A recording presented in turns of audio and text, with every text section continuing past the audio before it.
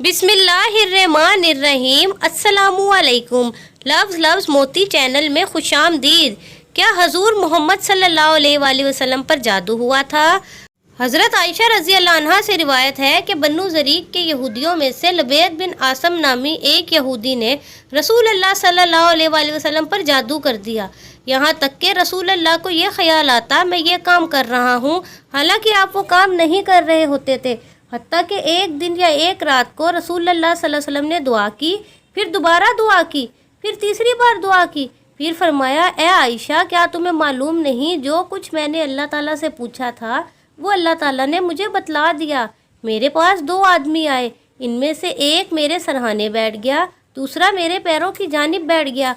सो जो आदमी सरहाने बैठा हुआ था इसने पैरों की जानिब वाले से कहा या पैरों की जानिब बैठने वाले ने सरहाने वाले से कहा, इस शख्स को क्या तकलीफ है? दूसरे ने कहा, इन पर जादू किया गया है। पहले ने कहा, किसने जादू किया है? दूसरे ने कहा, लबैद बिन आसम ने। पहले ने कहा, किस चीज़ में जादू किया है? दूसरे ने कहा, कंघी और कंघी से जड़ने वाले बालों में, तर खजूर के खोशे के गिलाफ में। पहले ने कहा, ये चीज़ें कहाँ हैं? दूसरे ने कहा, जी अरवान के कुएं में। हज़रत आयशा ने फरमाया, फिर रसूल अल्लाह सल्लल्लाहु अलैहि वसल्लम अपने चंद असहाब के साथ इस कुएं पर गए।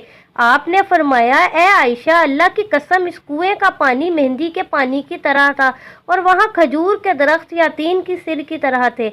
हज़रत आयशा बयान करती हैं, मैंने कहा, ए अल्लाह के रसूल, आपने इसको जला क्यों नहीं दिया?